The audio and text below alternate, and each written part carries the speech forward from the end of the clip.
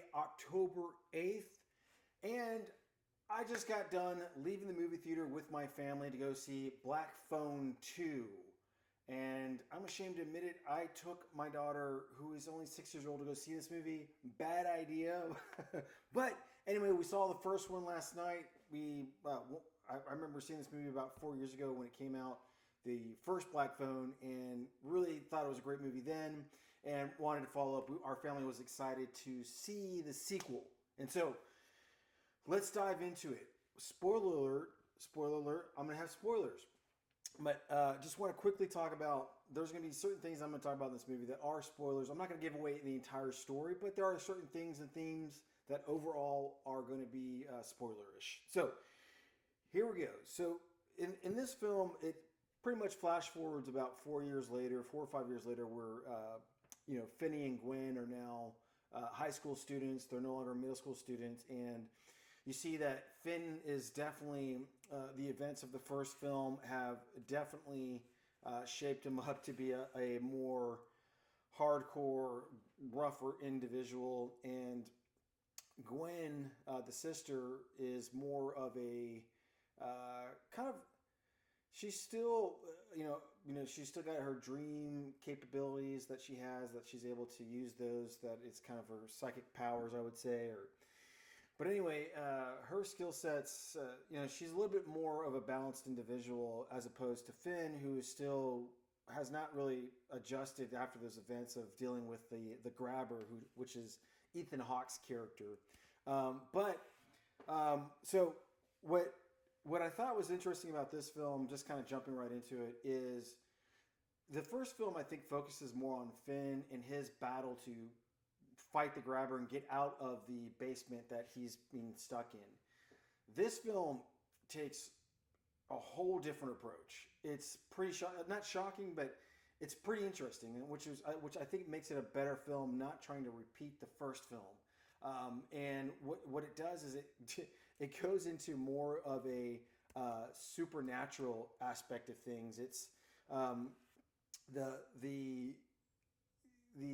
it's not like the first film. The first film felt like, man, this is like real world scenarios, kids getting kidnapped and being stuck in a basement by a creepy guy. That felt so real and hit home, especially with like all the things that we've seen throughout time with child pedophiles, right? Well, this film still has that element, but what it does is it builds off the Ethan Hawke character, because you may remember in the first film, Ethan Hawke is murdered by Finn. He's basically strangled to death. And so your first question is, well, how do they bring him back?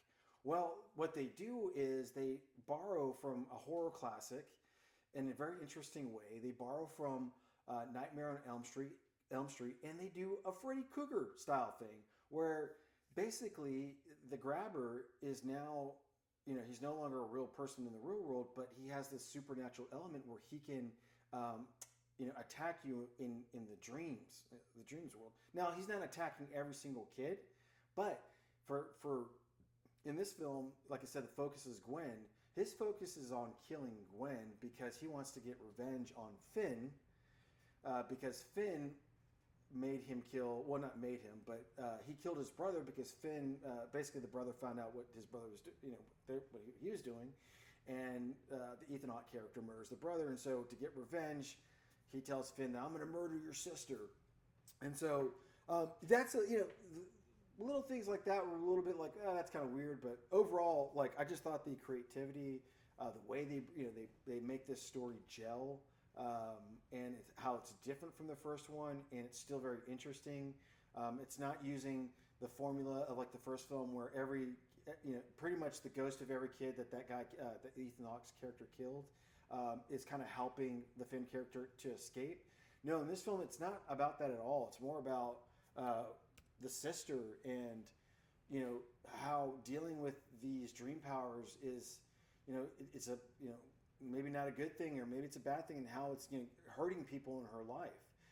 But overall, really loved the movie. Thought it was really good. One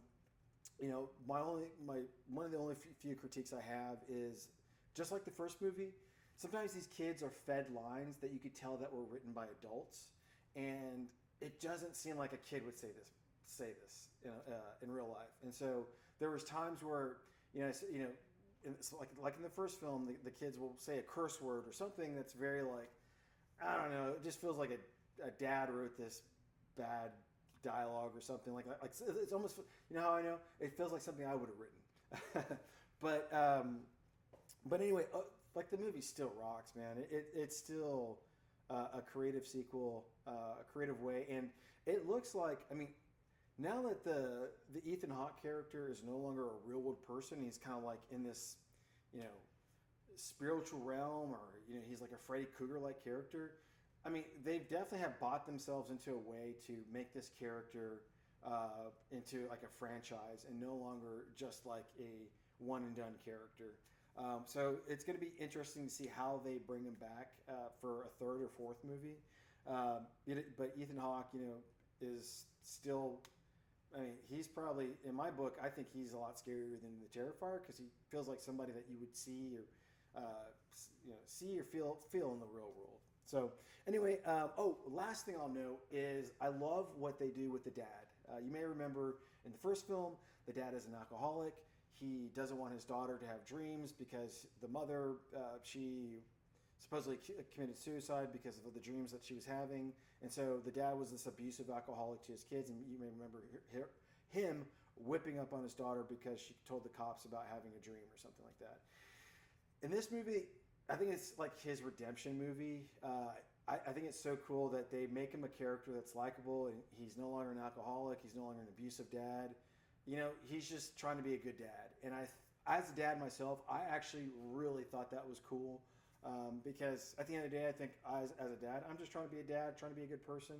And, I don't know. I just really, that kind of hit home for me. Anyway, so let me know what you guys think. If you saw it, what you guys think if you loved it, which one you thought was better, the first or second. In my personal opinion, I think the first one's still better, but I still think this one's worth watching and it rocks. And it's just in time for Halloween. Great to watch it in the theaters. All right, guys. Well, I'm out, and I appreciate everything you guys do. Thank you so much. Talk to you guys soon. Bye.